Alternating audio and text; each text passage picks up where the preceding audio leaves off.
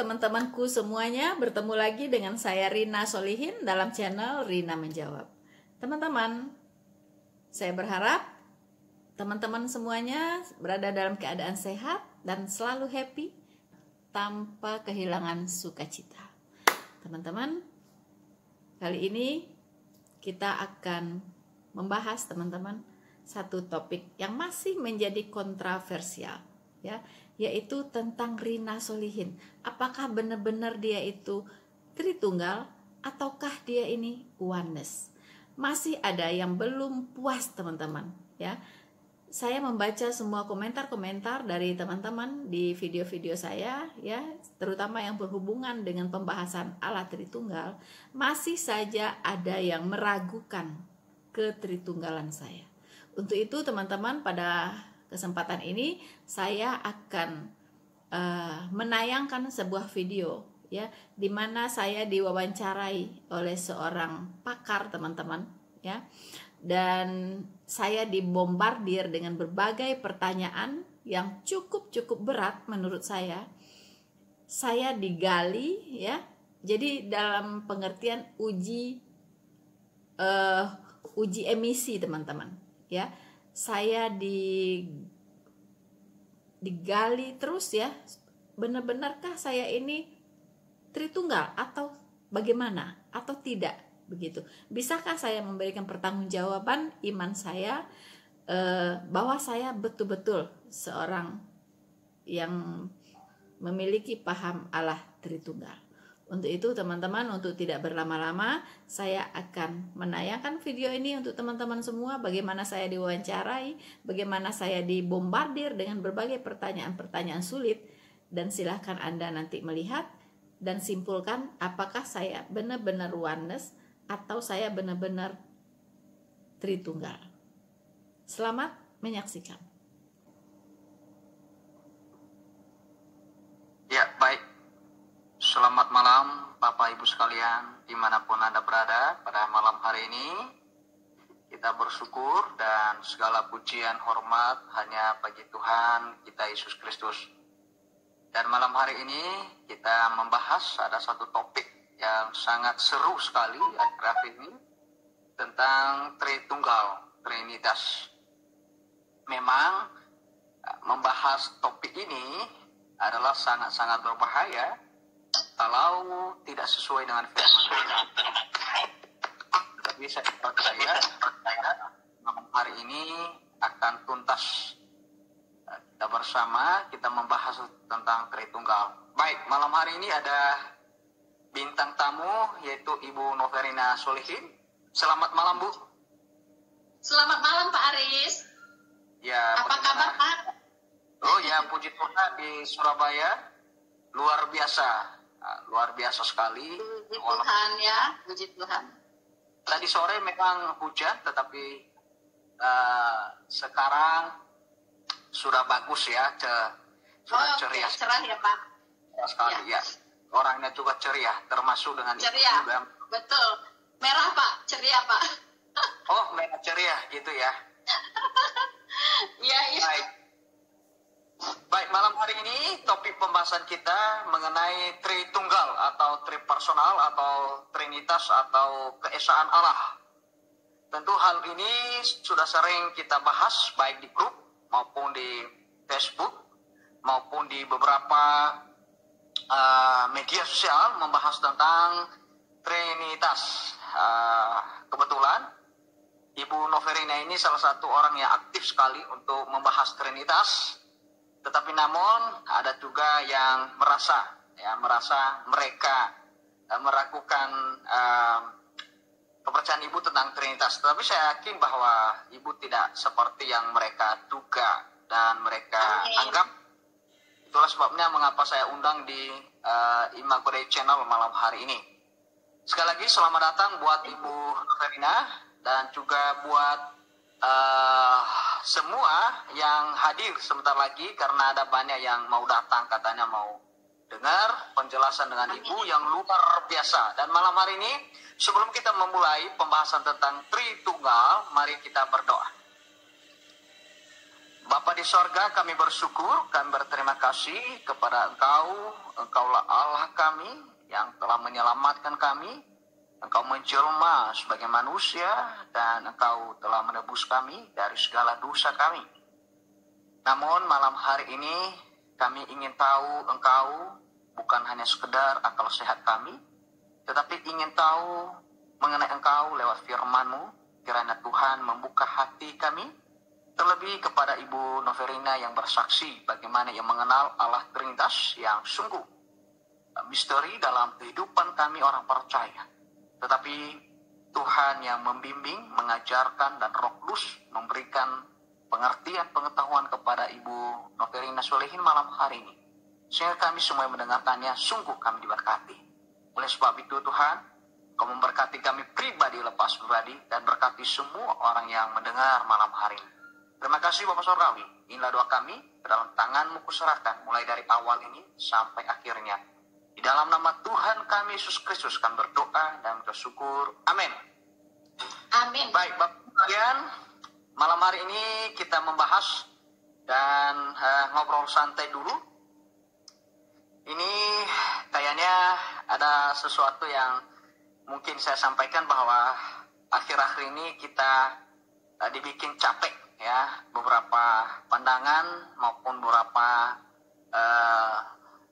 pengajaran yang sudah berhembus di dalam gereja-gereja hari ini. Tadi saya ngomong-ngomong sama istri saya, Bu. Saya katakan begini. Iya, Pak. Ya, saya katakan bahwa baju yang murah itu ada yang merek juga ada yang bermerek mahal, tetapi ada juga yang bermerek murah. Apa artinya itu? Harganya yang berbeda, tapi mereknya sama. Artinya ada KW.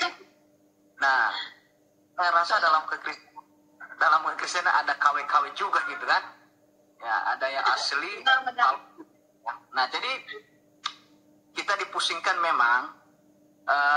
Akhir-akhir ini saya merasa begitu banyak disibukkan oleh pengajaran-pengajaran yang baru-baru ini juga saya bahas Jesus only. Ya, ada banyak orang yang merepotin sekali. Ada juga sabilanisme, ada juga yang Dewi Tunggal. Oh, banyak sekali aneh-aneh.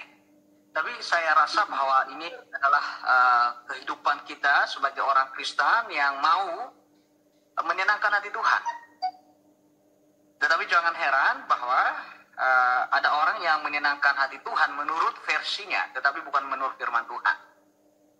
Dan malam hari ini saya yakin melalui pembahasan ini, saya percaya bahwa lewat pembahasan ini mungkin nanti juga sedikit saya kasih input, ada penjelasan sedikit demi sedikit, maka kita harap bahwa ini semua Tuhan tuntun kita malam hari ini. Baik.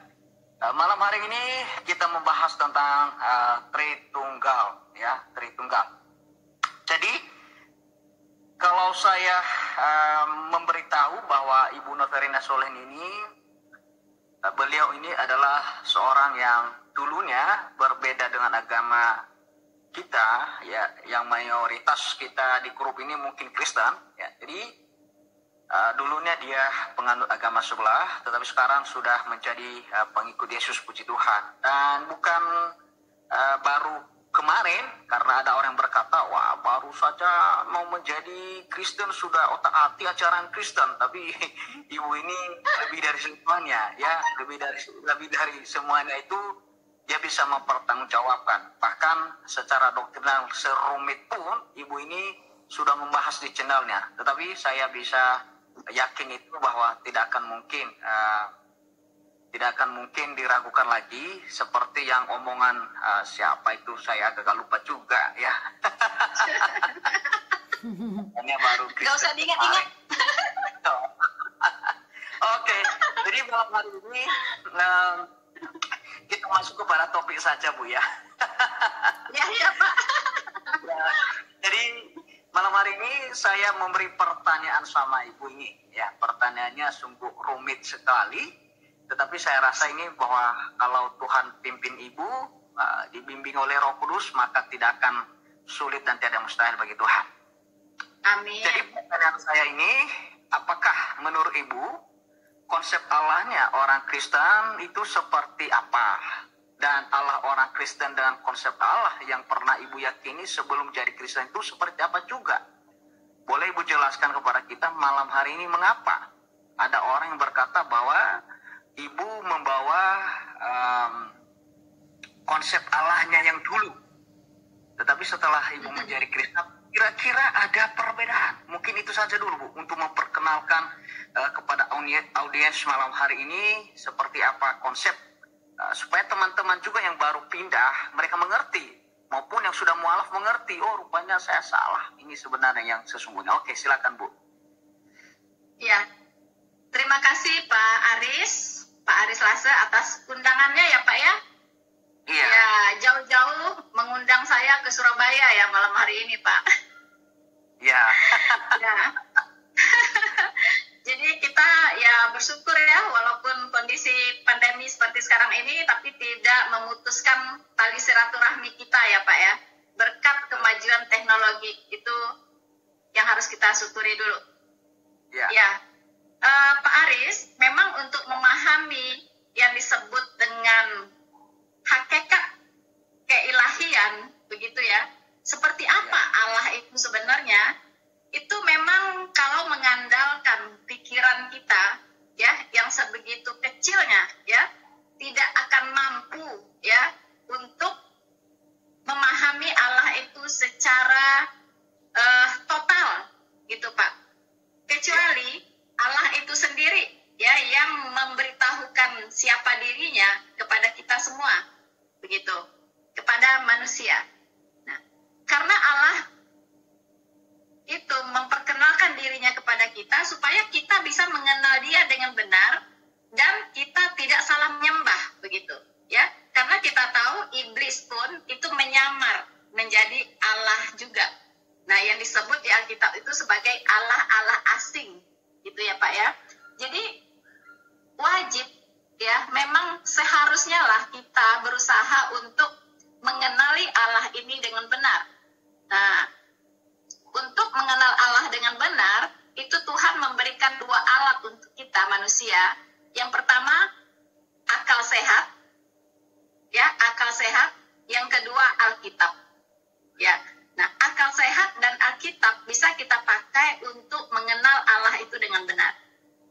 Setuju Pak Aris? Setuju. Setuju Pak? Iya. Nah, jadi kita hanya bisa mengenal Allah sejauh Allah itu memperkenalkan dirinya, ya, memperkenalkan dirinya kepada kita. Nah, satu persoalan lagi adalah kita bisa mengenal Allah itu lewat apa? Lewat apa begitu? Ya, apakah lewat cerita orang-orang dulu, ya kan, yang diwariskan dari generasi ke generasi? Apakah lewat demikian? Ya, apakah lewat firman-Nya? Nah, firman-Nya ini ada di mana? Nah, itu pertanyaan selanjutnya. Karena banyak sekali Alkitab mengklaim dirinya sebagai firman Allah. Ya kan? Banyak sekali Alkitab mengklaim dirinya sebagai firman Allah. Nah, jadi kita harus tahu dulu kitab mana nih yang benar-benar firman Allah. Nah, karena kalau kita salah mengambil kesimpulan tentang Alkitab firman Allah ini, maka kita tidak akan pernah mengenal Allah itu. Begitu kan? Nah, setelah saya pelajari, ya Pak, ternyata firman Allah itu hanya ada di Alkitab. Ya, firman Allah itu ada di Alkitab. Mengapa demikian? Karena Alkitab itu isinya itu mencerminkan semua sifat-sifat Allah. Nah, itu dulu. Sekarang pertanyaan berikutnya, apakah kita menganggap Alkitab ini adalah satu-satunya kitab firman Allah atau salah satu saja dari kitab firman Allah? Karena kalau kita menganggap Alkitab ini salah satu dari firman Allah, nanti kesimpulan Allahnya juga berbeda, begitu, ya. Karena akan ada lagi kebenaran ya, bahwa Alkitab ini adalah satu-satunya kitab Allah. Tidak ada firman Allah di luar Alkitab, baik lisan maupun tulisan. Setuju sampai di sini, Pak Aris? Saya setuju sekali, Bu. Setuju, Saya Pak? setuju sekali. Setuju sekali. Ya, oke. Karena kalau tidak setuju, waduh, bubar nih. Ya.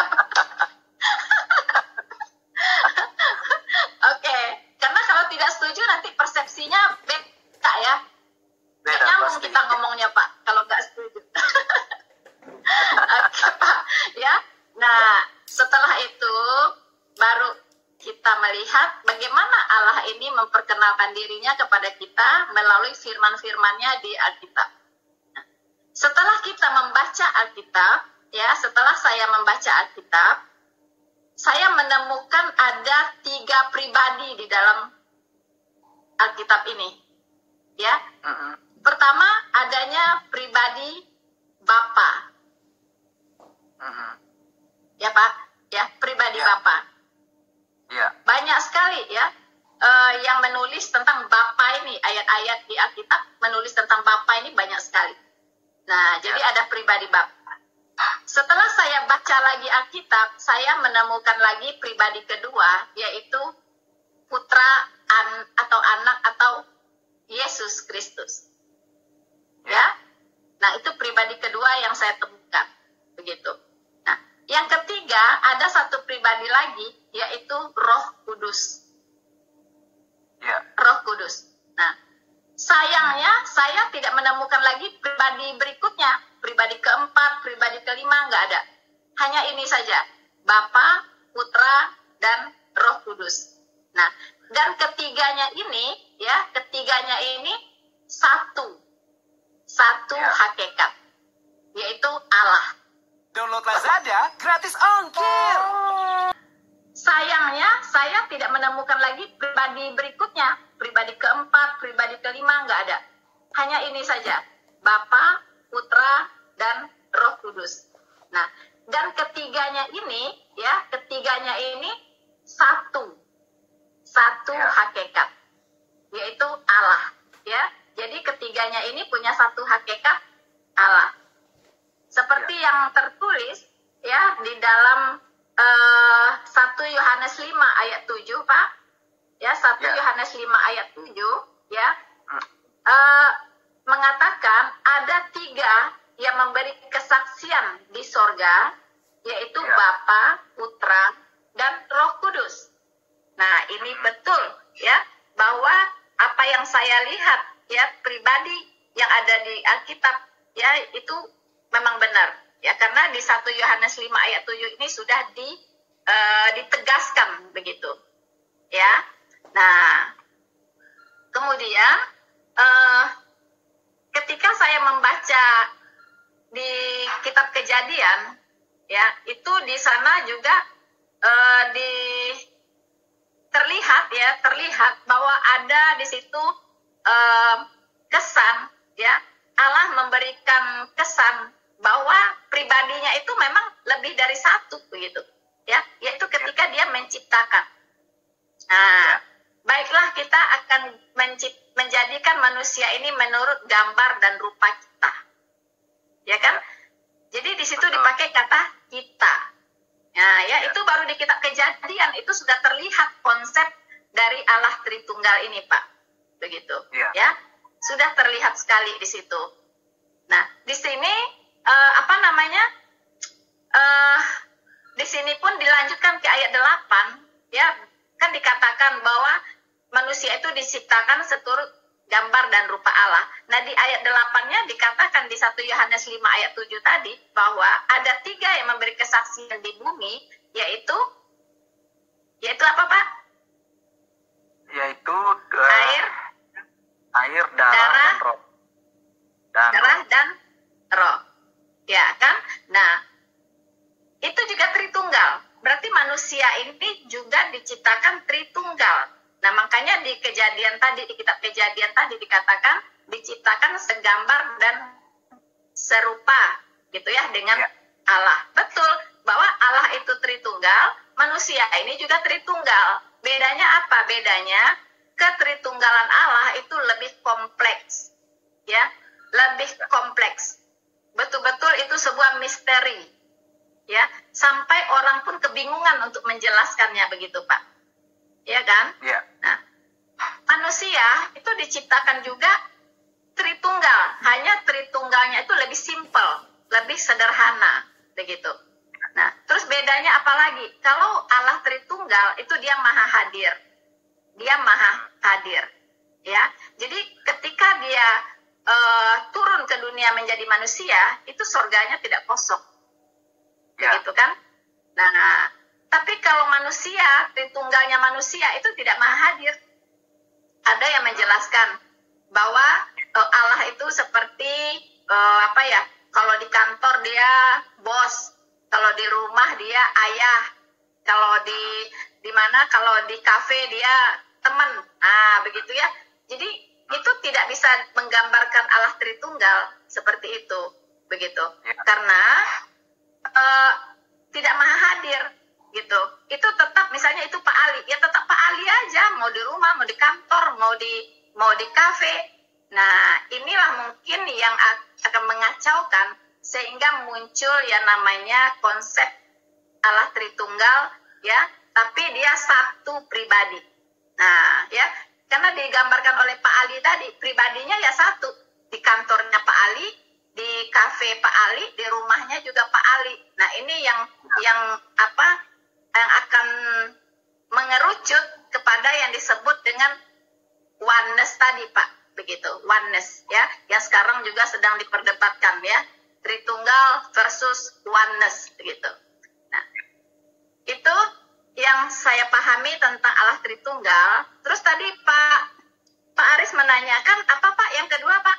Bagaimana pemahaman saya tentang Allah sebelum saya jadi Kristen? Orang agama yang dulu atau gimana? Ya. Pertama agama yang dulu, kedua agama Kristen. Apakah ada perbedaan secara total atau memang tidak ada? Allahnya sana sama dengan Allahnya kita atau ada perbedaan? Ya.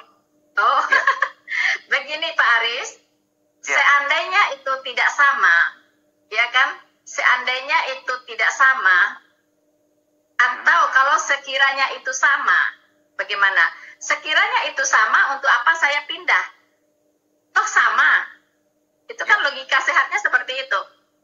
Ya, kalau sama ngapain pindah gitu? Ya, ngapain harus bayar harga sampai sebegini-begininya begitu kan? Kalau sama. Nah, tentunya tidak sama. Ya, tentunya sangat-sangat tidak sama. Ya, nah, berbeda. Iya, berbeda. Nah, ketidaksamaannya itu apa? Kan ini yang harus kita bicarakan, ya. Nah, ketidaksamaannya apa?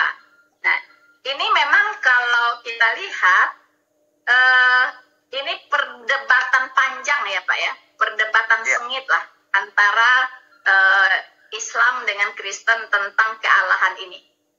Dulu waktu saya masih Muslim, saya mengertinya Allah orang Kristen itu 3. Sorry, jadi Tuhannya 3, ya. Orang Kristen itu menyembah Tuhan 3 begitu, jadi mempersekutukan Tuhan, begitu ya. Nah, dan saya waktu itu bangga sekali jadi Muslim, ya, karena Tuhan saya waktu itu tauhid, Pak. Ya, tauhid, Esa, satu, ya. Terus dia wahid, ya. Dia itu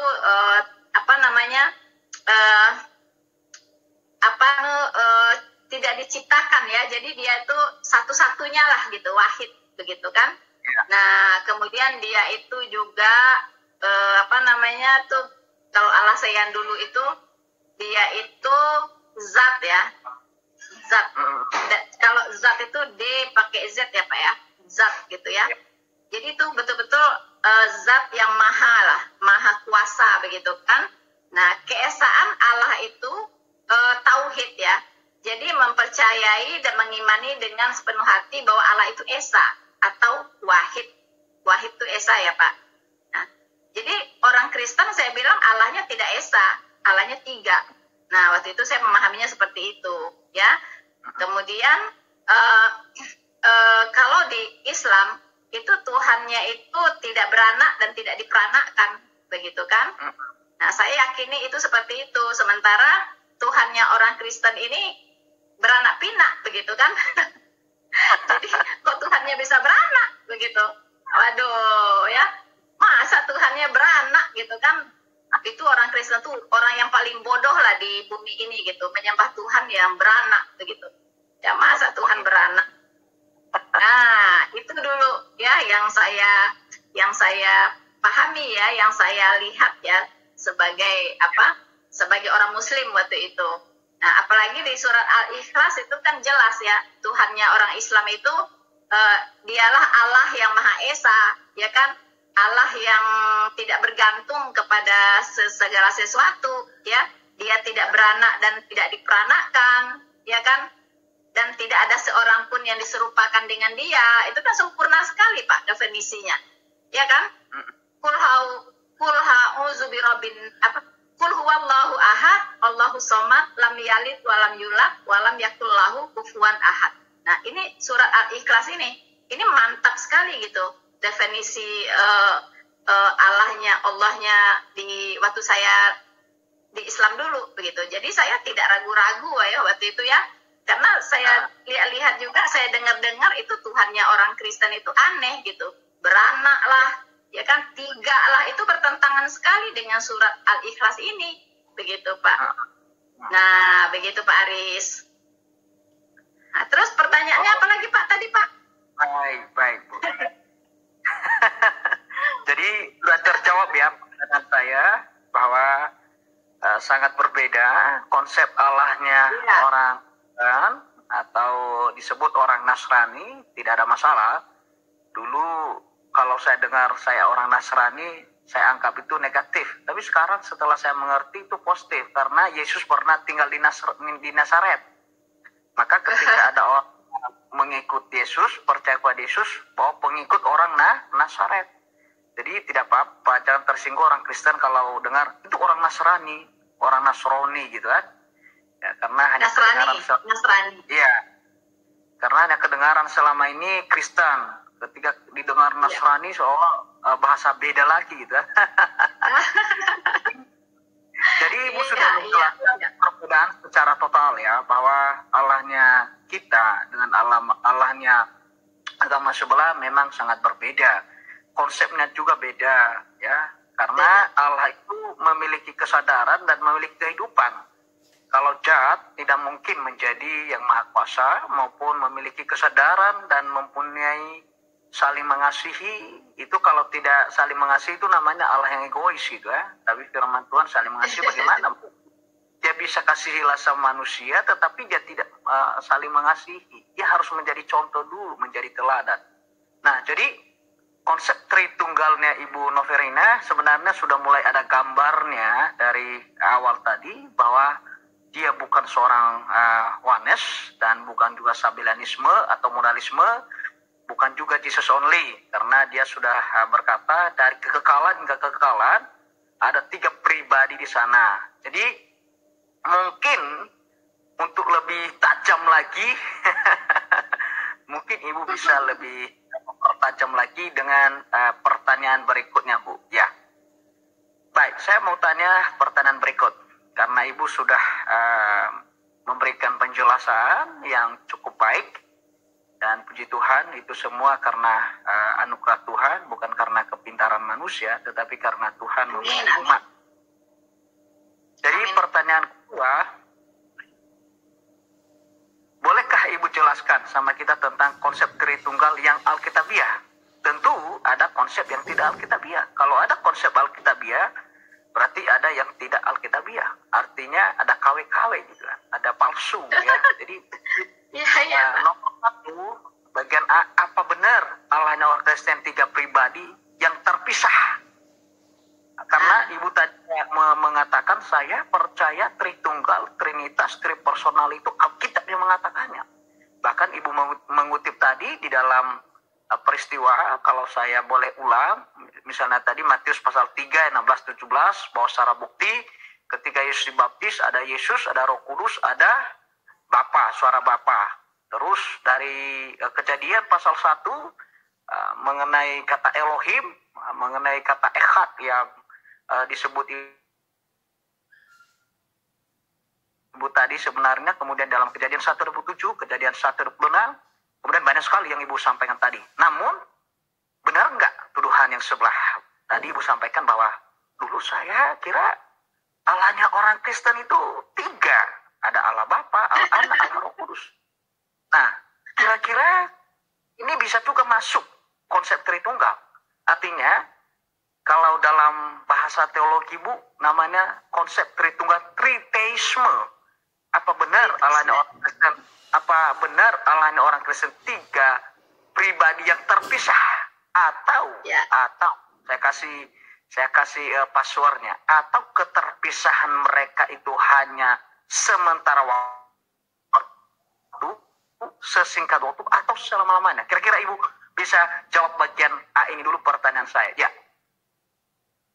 Ya, thank you Pak Aris. Ya tadi saya menyinggung sedikit ya pemahaman saya dulu ya sebelum saya bertobat menerima Tuhan Yesus sebagai Tuhan dan Juru Selamat. Sebelum saya memahami hakikat keilahiannya Allahnya orang Kristen, yaitu 3 pribadi, 1 hakikat Allah. Ya, nah saya meyakini ya bahwa 3 pribadi Allah, Bapa, Anak, dan Roh Kudus itu betul-betul satu hakikat.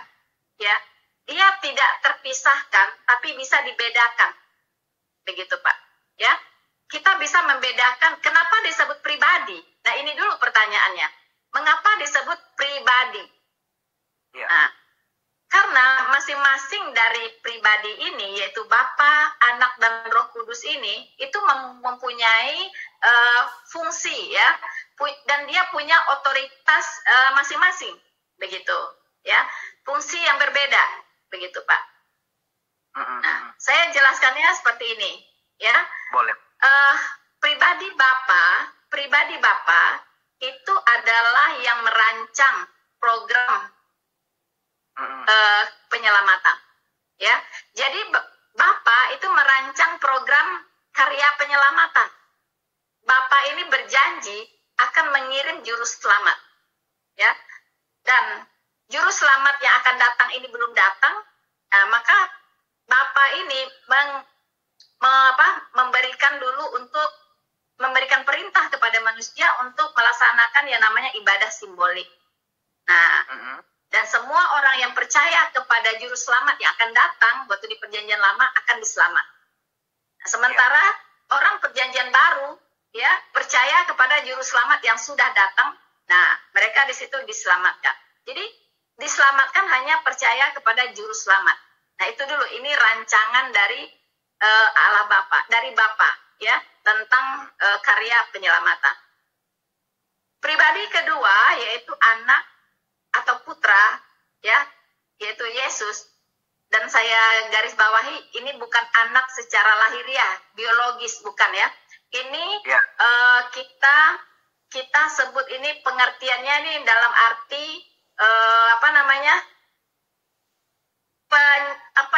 istilahnya saja gitu, sebagai anak, tapi bukan dilahirkan dari hubungan intim dan selayaknya manusia, tidak ya. Jadi ini secara rohani begitu ya. Nah, pribadi anak ini ya, yaitu Yesus Kristus, itu mengeksekusi rancangan karya keselamatan tadi. Mengeksekusi ya, yaitu dengan cara apa? Dia datang ke dunia ini menjadi manusia. Ya. Nah, dia inilah yang disebut dengan domba hakikat. Ya. Nah, domba hakikat. Sementara sebelum juru selamat ini datang, itu yang dikorbankan itu adalah domba simbol ya, simbol ya. Domba itu sebagai simbol dari sang juru selamat. Nah, ini anak ini adalah hakikat dari juru selamat itu sendiri. Begitu. Yang disebut juga dengan penebus. Nah, dia yang eksekusi rancangan karya keselamatan ini di atas kayu salib. Ya.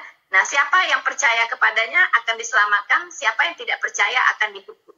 Nah, dia inilah yang menggantikan semua orang-orang yang percaya tadi dihukumkan di kayu salib untuk dosa-dosa mereka. Begitu. Nah, ini yang mengeksekusi. Kemudian pribadi ketiga yaitu Roh Kudus. Nah, ini apalagi gitu yang dikerjakan oleh Roh Kudus ini, yaitu dia menolong, ya. Makanya disebut bahwa dia adalah Roh penolong, ya. Tuhan Yesus mengatakan, aku akan pergi kepada Bapa, ya. Tapi sebelum dia pergi, setelah dia pergi, Bapa akan mengirim Roh penolong, ya kan. Kemudian Roh Kudus ini juga menghibur, ya. Dia disebut juga Roh penghibur.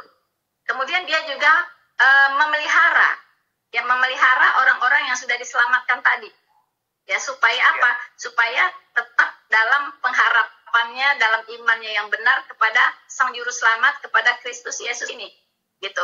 Kemudian dia juga mengajar semua orang-orang yang sudah diselamatkan ini untuk mengenal semua kebenaran Allah, ya.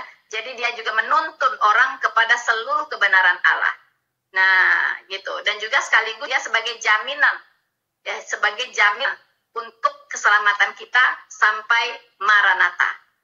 Begitu, Pak Aris. Jadi mengapa disebut pribadi? Karena dia bisa berkehendak, begitu. Dia bisa bertindak, begitu. Dia bisa menolong, dia bisa menyertai, dia bisa memelihara Roh Kudus ini. Begitu kan? Nah, jadi itu artinya pribadi, begitu. Nah, kemudian kita lihat di Yohanes 14 ayat 16 sampai 17, ya, seperti tadi dikatakan, aku akan meminta kepada Bapa dan ia akan memberikan kepada kamu seorang penolong yang lain, supaya ia menyertai kamu selama-lamanya. Nah, dari Yohanes 14 ayat 16 ini saja, Pak Aris, itu sudah memperlihatkan ada 3 pribadi di situ, ya kan? Aku akan meminta kepada Bapa. Tuh, Bapa pribadi pertama, ya, pribadi pertama. Kemudian ia akan memberikan kepadamu seorang penolong yang lain. Nah, itu adalah Roh Kudus. Nah, ia meminta ini siapa? Aku itu adalah pribadi Yesus, anak atau putra tadi, begitu. Nah, supaya ia menyertai kamu selama-lamanya. Nah, di sini udah terlihat gitu gambaran dari namanya Allah Tritunggal itu. Dan ini 3 pribadi, bukan 1 pribadi. Ada 3 di sini, ya, yang meminta kepada Bapa, kemudian Bapa itu sendiri, kemudian Roh penolong yang lain. Kenapa disebut yang lain? Karena Yesus Kristus sendiri itu penolong juga, begitu. Jadi itu sebagai yang menyertai kita setelah Yesus Kristus itu pergi, ya, dia terangkat surga, dan Roh Kudus inilah yang dimateraikan di hati kita ketika kita percaya dan bertobat, begitu, Pak Aris. Jelas sekali di sini 3 pribadi ini sudah tidak bisa dibantah lagi, begitu. Baik, jelas bahwa di dalam Alkitab ada 3 pribadi yang disampaikan oleh Ibu Noverina malam hari ini, dan bagi teman-teman yang lain yang mungkin bisa menyimaknya, dan penekanan tadi Ibu Noverina bahwa 3 pribadi ini tidak terpisah, kemudian bisa dibedakan. Begitu, Bu, ya? Yes. Namun, saya minta pertegasan. Ya. Pertegasan nih, Bu. Waduh. Ya, aduh. begini. Kalau tidak bisa terpisah, ya, berarti ketiga pribadi sama-sama mati di kayu salib. Kira-kira menurut Ibu gimana? Nah ini Pak, saya tadi kan kalimatnya belum selesai, ya. Mereka itu tidak terpisah, ya. Tetapi ada satu saat, ya, hanya sekali itu saja dia terpisah, yaitu ketika Yesus Kristus menanggung dosa seisi dunia di kayu salib. Nah, di saat itulah Yesus Kristus terpisah dengan keilahiannya. Mengapa? Karena dia saat itu dalam posisi orang yang sangat-sangat berdosa. Karena dosa seisi dunia ditimpakan kepadanya saat itu. Ya, jadi dia menjadi orang yang paling berdosa di dunia ini saat itu. Karena dosa seisi dunia, bayangkan, ya, itu ditaruh di pundaknya, begitu ya, ditaruh di pundaknya Pak Aris. Nah, sementara Allah yang Maha Kudus, Allah yang Maha Suci itu tidak bisa terhampiri oleh dosa, dan dia tidak bisa berdekatan ya dengan dosa, tidak bisa menyatu dengan dosa. Makanya saat itulah keilahian Yesus Kristus meninggalkan dia. Jadi jangan heran ketika itu Tuhan Yesus berseru-seru, ya, Allahku, Allahku, mengapakah engkau meninggalkan aku? Nah, disitulah ya keilahian dari Yesus Kristus harus meninggalkan dia, karena saat itu dia adalah orang yang paling berdosa, begitu. Sementara Allah yang Maha Kudus itu tidak bisa berhampiran ya sedikit pun dengan dosa, begitu. Nah, di saat itu saja Pak. Tapi setelah 3 hari 3 malam Tuhan Yesus bangkit dalam keilahiannya. Nah, itu saja Pak pengecualiannya di situ. Yang kita temukan di Alkitab seperti itu. Tidak ada penjelasan lain yang serupa, tidak ada. Begitu. Baik. Terima kasih, Bu. Berarti Ibu bukan seorang penganut triteisme.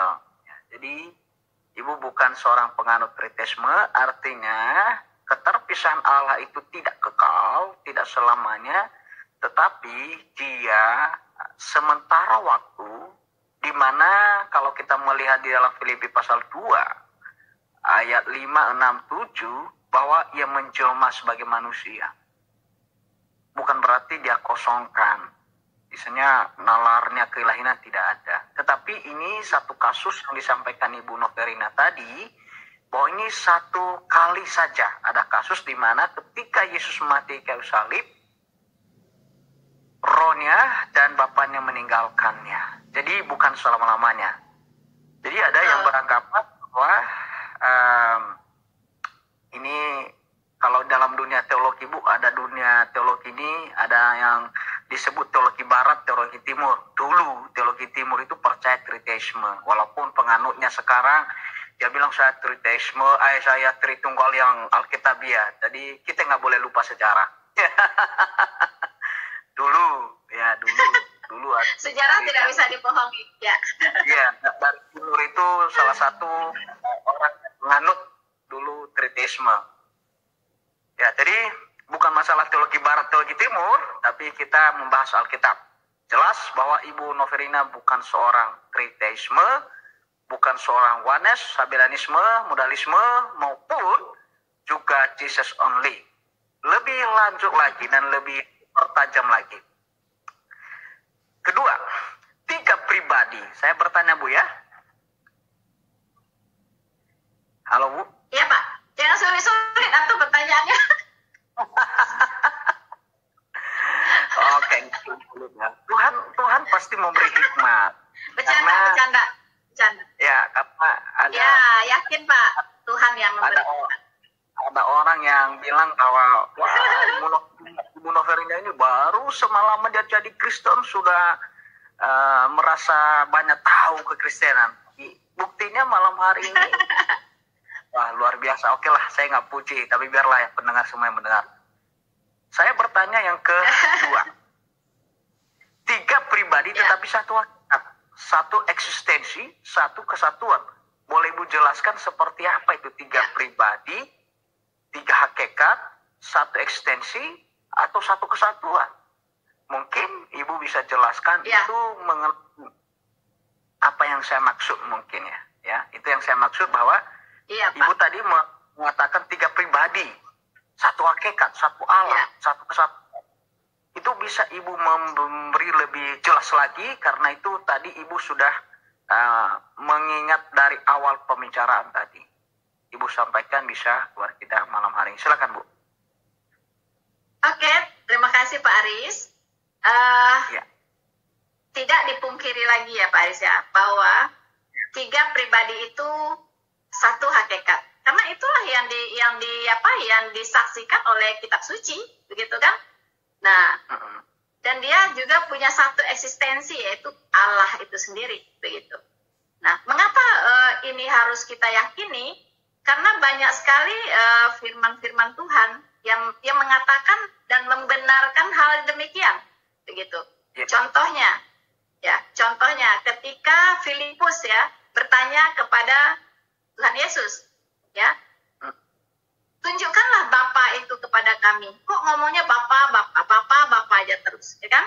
Tunjukkanlah Bapa itu kepada kami. Itu sudah cukup bagi kami. Ya. Nah, tapi Tuhan Yesus berkata, Filipus, sudah berapa lamakah engkau bersama-sama dengan aku sehingga engkau masih bertanya siapa Bapa? Ketika engkau melihat aku, engkau sudah melihat Bapa, ya kan? Nah, itu artinya mereka bersama-sama begitu. Tapi pribadinya tidak sama. Tadi kita sudah buktikan begitu, karena mereka punya fungsi ya yang berbeda-beda, ya kan? Nah, kemudian ada lagi di saat Tuhan Yesus dicobai oleh iblis, ya kan? Tuhan Yesus dicobai oleh iblis. Semua dunia yang gemerlap ini akan aku serahkan kepadamu, asal engkau sujud menyembah aku, kata iblis kepada Tuhan Yesus. Tuhan Yesus berkata apa? Enyahlah iblis, ya kan? Engkau jangan mencobai Tuhan Allahmu, kepadanya sajalah engkau berbakti. Nah, di sini terlihat bahwa yang dicobai itu adalah Yesus Kristus kan saat itu, bukan yang lain gitu. Yang dicobai di situ, yang dicobai iblis adalah Tuhan Yesus, dan Tuhan Yesus mengatakan, ya, enyahlah iblis, ya, engkau mencobai Tuhan Allahmu. Nah, berarti kan dia sendiri, berarti kan bahwa dia sendiri itu adalah Tuhan Allahnya si iblis ini begitu. Nah, di situ dia menyatakan dirinya ya sebagai Allah. Bahkan orang Yahudi pun mengerti ketika Yesus Kristus berkata dia adalah anak Allah, itu artinya dia menyamakan dirinya dengan Allah. Dan karena pernyataan ini jugalah Yesus Kristus dibawa ke tiang salib. Karena dia menyamakan dirinya dengan Allah. Begitu. Ya, Pak Aris. Jadi memang ini merupakan satu kesatuan, ya. Ya bisa dibedakan tapi tidak bisa dipisahkan, begitu. Ya. Dan banyak lagi ayat-ayat yang lain yang bisa menjelaskan itu semua, begitu Pak Aris.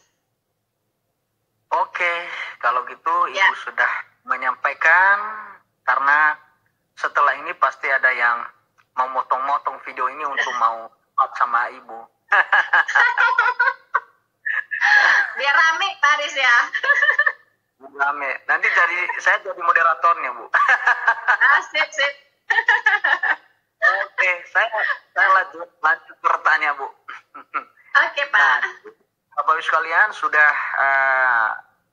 kita tahu beberapa statement Ibu Noverina, bagaimana dia menjelaskan secara tepat dan benar bahwa itu Alkitab yang menyatakannya.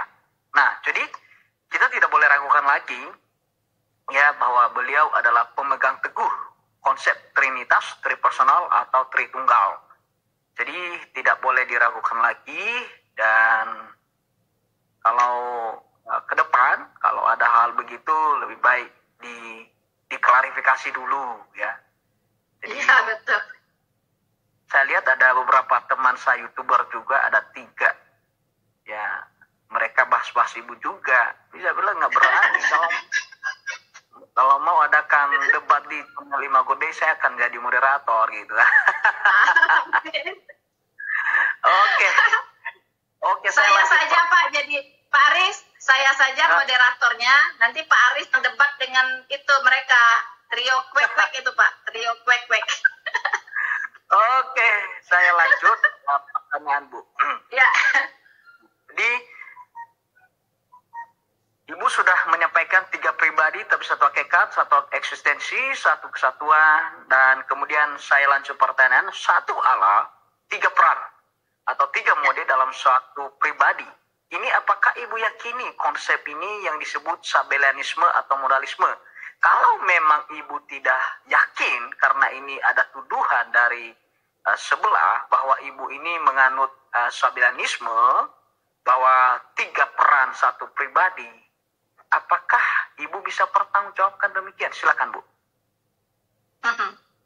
Ya, sepertinya dari penjelasan saya tadi itu sudah bisa disimpulkan ya bahwa Bapa, Putra dan Roh Kudus adalah satu pribadi. Itu jelas tidak benar, ya kan? Karena kan saya sudah menjelaskan bagaimana ketiga pribadi ini berperan, ya kan, punya tugas yang berbeda-beda begitu kan.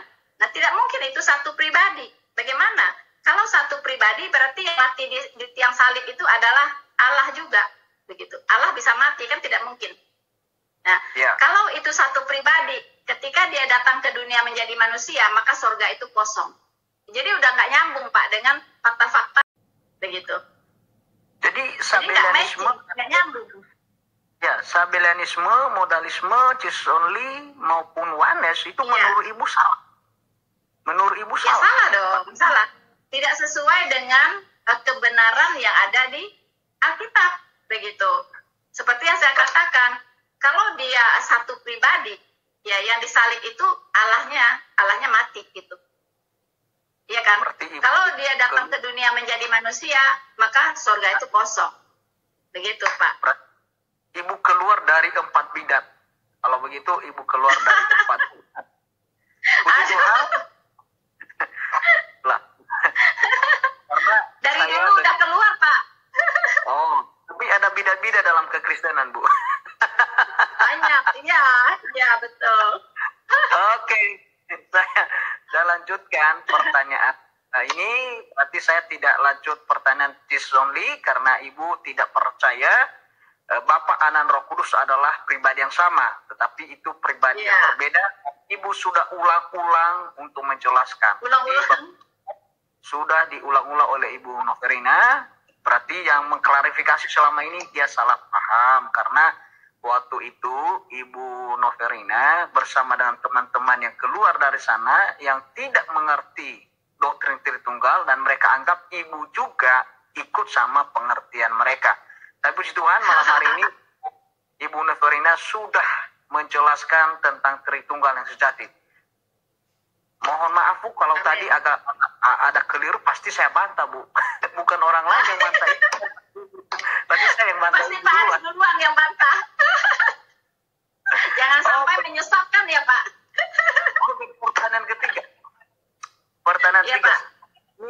Ini pertanyaan ketiga ini setelah itu nanti kita buka ruang atau buka ruang pertanyaan yang sudah masuk, nanti kalau ada pertanyaan kita akan jawab. Yang ketiga, apa Pak. Ibu percaya dasar baptisan itu trinitas, bahwa seseorang dibaptis dalam Tritunggal? Itu apakah saya jelaskan secara detail? Apakah Bapa, Anak, dan Roh Kudus terlibat dalam baptisan? Kira-kira begitu, Bu? Ya, oke Pak. Thank you Pak ya, Pak Aris, untuk pertanyaannya. Saya sangat meyakini dan sangat percaya ya bahwa di dalam baptisan itu 3 pribadi itu terlibat. Mengapa? Karena jelas ayatnya di Matius 28 ayat 19. Karena itu, pergilah, jadikanlah semua bangsa muridku, dan baptislah mereka dalam nama Bapa dan Anak dan Roh Kudus. Ya kan? Jelas di situ Pak. Dikatakan 3 pribadinya disebut. Ya. Nah, jadi di sini tidak ditulis baptislah mereka dalam nama Bapa, dalam nama Anak, dalam nama Roh Kudus. Tidak demikian. Ya. Tetapi baptislah mereka dalam nama Bapa dan Anak dan Roh Kudus. Nah, pertanyaannya, namanya apa nih? Kan gitu. Namanya apa nih nama Bapa itu? Nama Bapa dan Anak dan Roh Kudus itu apa? Begitu kan? Kan harus ada namanya. Begitu Pak.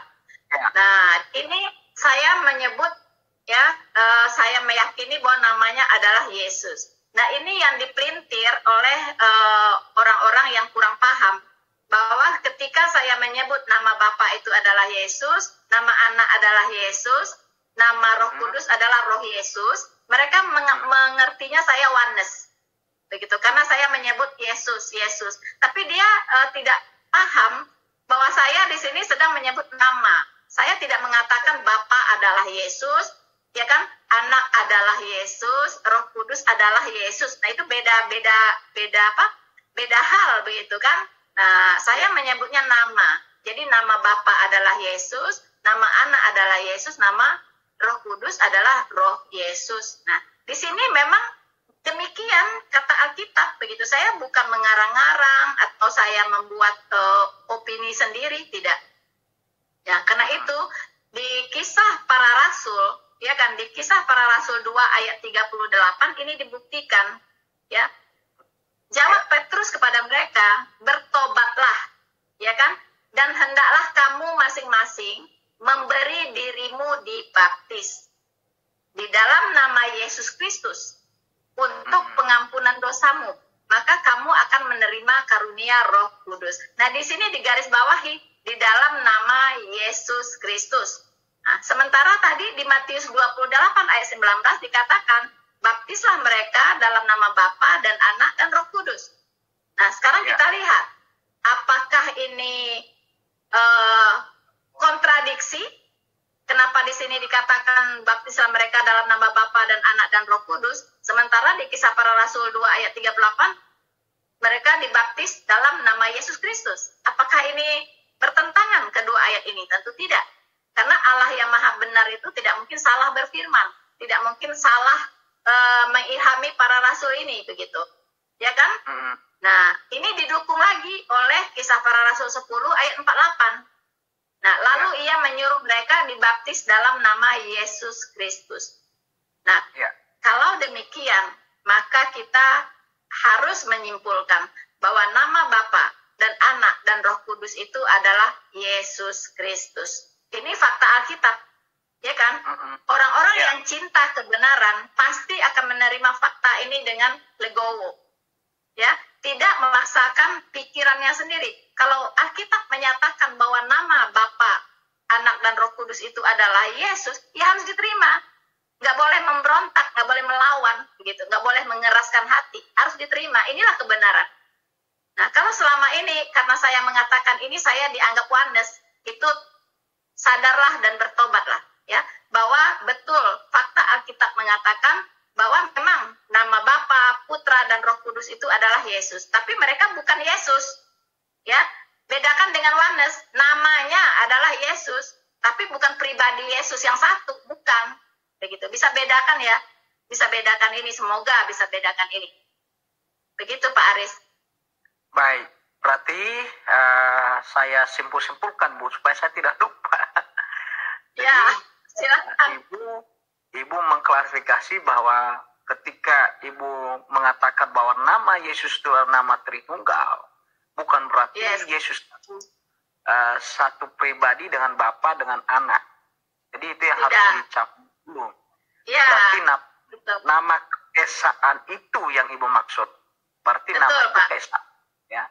Jadi kalau di perjanjian lama itu namanya Jehovah.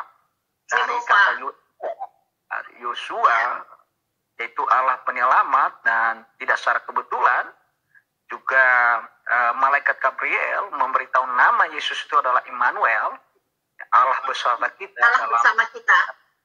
Ya, dalam bahasa Ibrani. Jadi jelas bahwa itu bukan juga nama-nama, dan ada yang menafsirkan itu.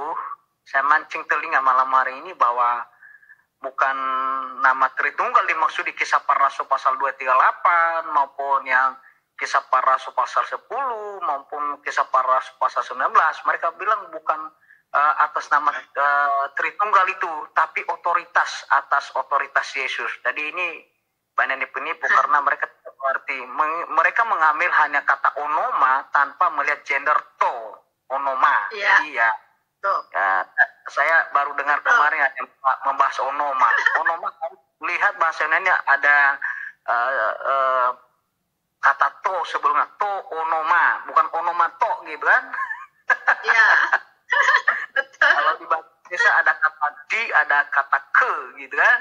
Ya. Jadi betul, Pak. Ya sudahlah, nanti kita buat sesi yang lain. Okelah. Iya, mungkin sedikit tambahan ya Pak Aris supaya lebih mantap ya. Ya. Kita bisa lihat di Yohanes 17 ayat 6. Ya, Yohanes 17 ayat 6, di situ dikatakan Yesus berkata bahwa aku telah menyatakan namamu kepada semua orang yang engkau berikan kepadaku dari dunia. Ya kan? Ya. Nah, betul. jadi ini sangat relevan dengan yang tadi Pak Aris katakan, bahwa ketika Maria itu mengandung, ya, dia akan mengandung dan menamai dan melahirkan seorang anak dan dia akan menamainya Yesus. Itu adalah pesan dari Gabriel. ya kan? Betul. Itu nama yang dibawa dari sorga, ya, oleh malaikat Gabriel. Nah, Ya. jadi nama yang diberikan oleh Bapa kepada Betul. Yesus Kristus. Nah, makanya Yesus berkata, ya Bapa yang kudus, di Yohanes 17 ayat 11 ya, ya Bapa yang kudus, peliharalah mereka di dalam namamu, yaitu namamu yang telah engkau berikan kepadaku, supaya mereka menjadi satu, sama seperti kita. Jadi udah mau membantah apa lagi gitu, ya? Bahwa Yesus Kristus itu adalah nama dari sorga, nama yang diberikan oleh Bapa, yaitu nama Bapa itu sendiri, namamu, ya, yaitu namamu yang telah engkau berikan kepadaku. Mau ditafsirkan apa lagi? Ya, Ya. ini bukan alegoris, bukan, ya. Ini sangat-sangat jelas kalimat ini.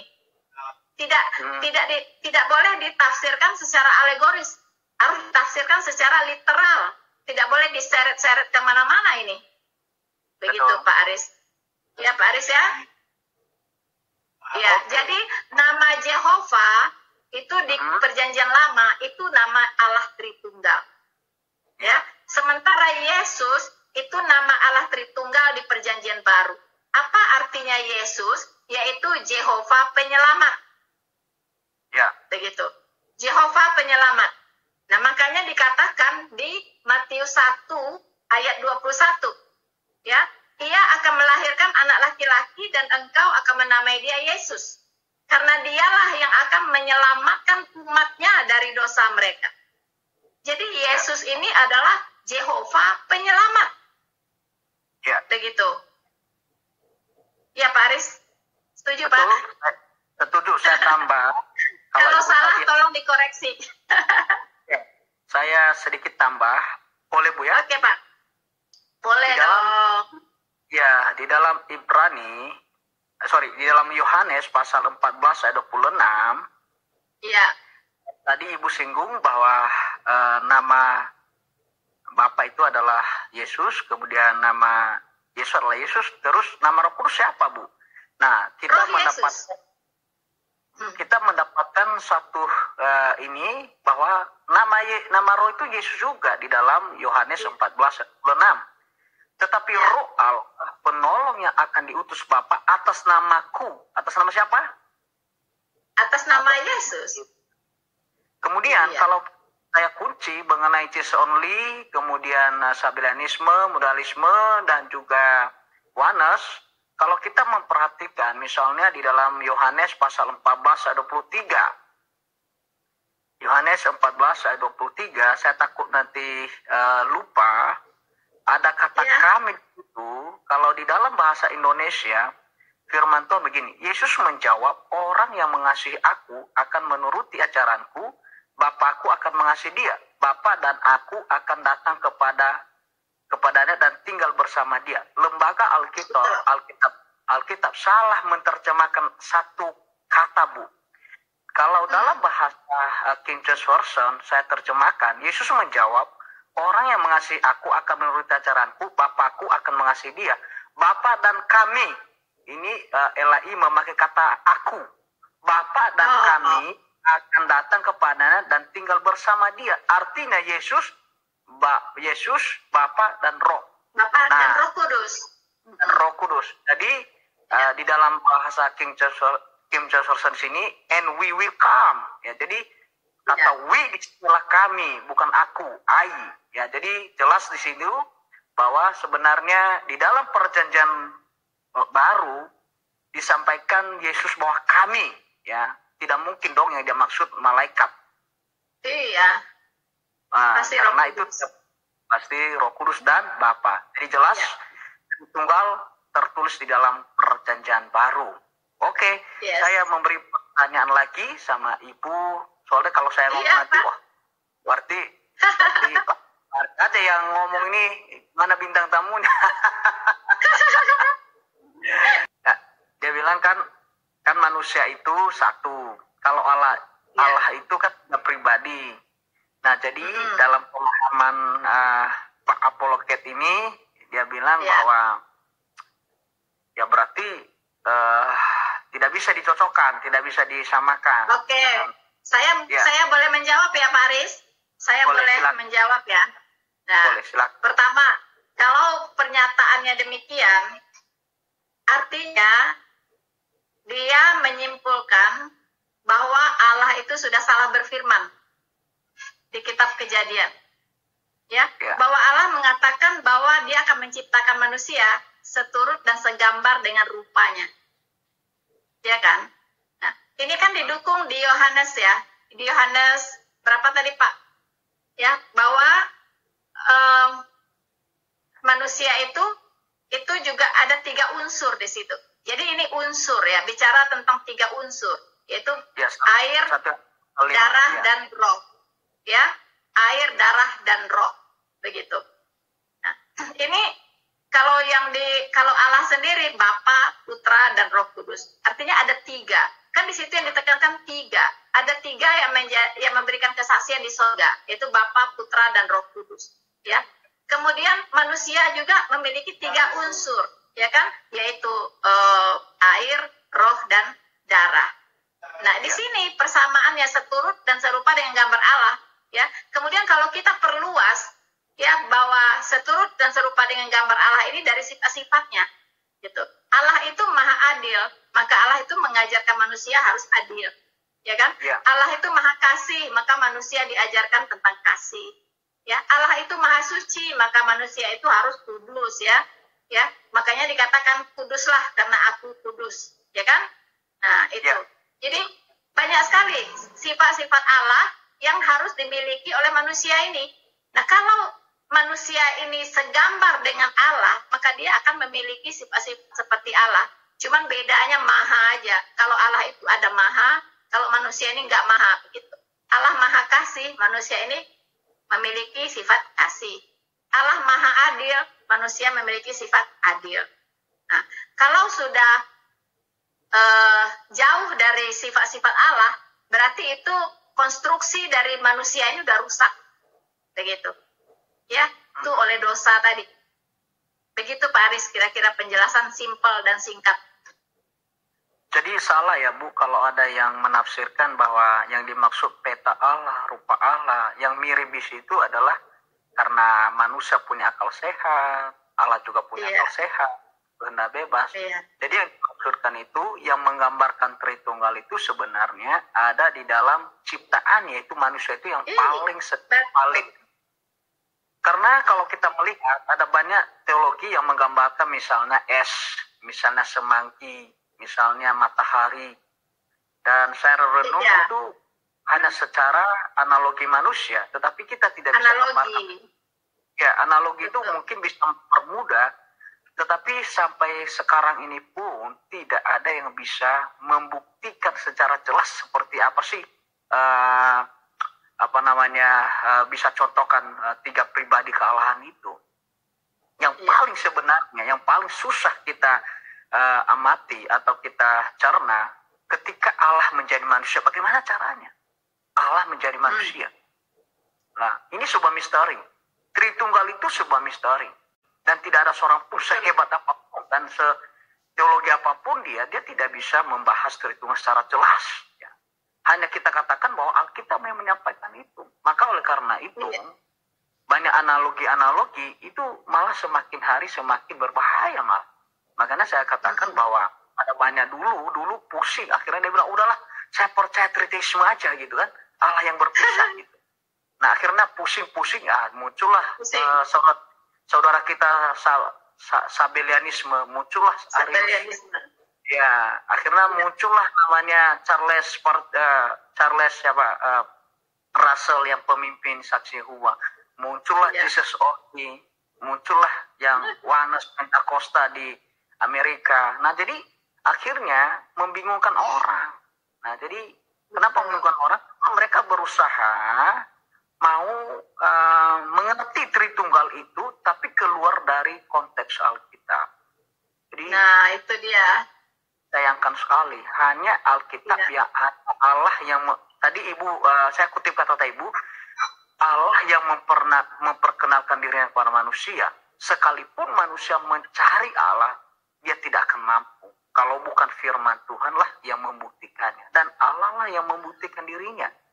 Jadi jelas ya, yang disampaikan Ibu Noverina, kita tidak bisa ragukan hal itu lagi. Pak Sumahan, Bu Solihin 100% Trinitarian. Amin. Amin. Amin. Pak Julistir Sareva, kalau menurut Ibu Rina, kata Yesus nama Bapa atau bukan, ini gantung nih. Kalau menurut Ibu Rina, kata Yesus nama Bapa atau bukan? Saya kurang paham ya maksudnya apa. Kalau menurut Ibu Rina, kata Yesus. Iya, maksudnya Bapa. Gini, menurut saya, apakah nama Bapa itu Yesus atau bukan? Ya iya, nama Bapa itu Yesus, tapi Bapa bukan Yesus. Namanya Yesus, karena Yesus itu adalah nama Allah Tritunggal. Ya, di Perjanjian Baru. Saya sudah singgung tadi Bu, bahwa ada yang membahas kata onoma tanpa melihat kata toonoma, ya. Kemudian kata toonomata, akhirnya salah persepsi semua gitu kan. Ya, jadi kita malam ini karena saya hanya membuktikan Ibu ini Tritunggal atau enggak, nanti kita bahas di itu. Pak Heri Sinaga, nggak usah diperdebatkan lagi masa Tritunggal. Ntar di hari penghakiman hanya yang percaya Tuhan Yesus yang diselamatkan, nggak ditanya yang menjadi perdebatan sekarang. Jadi menurut Bapak ini nggak perlu diperdebatkan. Persoalannya ada yang mau perdebatkan. Kemudian memang kalau perdebatkan ini juga saya katakan tadi pusing juga. Kenapa? Karena mereka seolah-olah mereka lebih alkitabiah. Jadi sudah keliru gitu. Yang misalnya Jesus only, saya belum ini setelah saya mengikuti di YouTube-nya, dia bukan Jesus only, abu-abu malah karena saya memahami Jesus only. Nah ini susah gitu loh.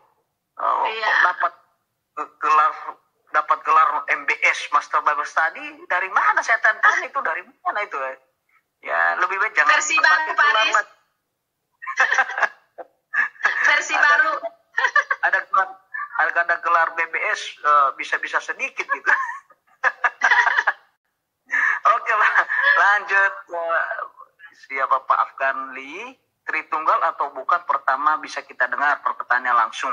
Kedua, cek langsung gerejanya karena gereja sudah resmi deklarasi gereja mana saja yang Tritunggal. Ya, jadi tanya gereja saya ya Pak.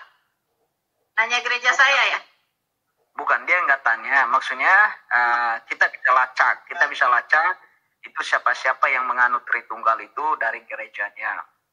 Nah, kemudian Pak Herianto, Trinitas itu ibarat kita diminta percaya bahwa ada segitiga yang berbentuk lingkaran. Ya, boleh-boleh sajalah segitiga. Seperti tadi, analogi matahari, es lah, apalagi semanggi, banyak sekali ilustrasi. Ya, tetapi bukan berarti bahwa tidak ada konsep Tritunggal, itu saja sebenarnya. Jadi jelas malam hari ini Ibu Noverina bukan kelompok 6 itu, Saksi Yehova bukan, Unitarian bukan, Only bukan, Sabellianisme bukan, Modalisme bukan, kemudian Oneness bukan, apalagi modalistik bukan. Jadi 6 itu bukan. Arti Ibu Noverina sah Tritunggal. Bertanggungjawabkan malam hari. So, teman-temanku semuanya yang terkasih di dalam Tuhan, demikianlah wawancara antara Bapak Gembala Aris Lase dengan saya, teman-teman. Saya diajukan begitu banyak pertanyaan, ya, seperti lagi ujian saja, teman-teman, ya. Jadi puji Tuhan, saya bisa mempertanggungjawabkan iman saya bahwa saya betul-betul seorang Tritunggal, ya. Jadi dengan adanya video ini, saya berharap di antara teman-teman tidak ada lagi keraguan terhadap hal tersebut. Saya kira sekian video saya untuk kali ini, teman-teman, untuk meluruskan pandangan banyak pihak bahwa Rina Solihin betul-betul Tritunggal. Terima kasih atas perhatian Anda yang sudah menyaksikan video ini, teman-teman, dan diharapkan selalu dukungan dari teman-teman semua untuk channel penginjilan Noverina Solihin dengan cara like, subscribe, dan share video ini. Semakin diserang, semakin terang, marah.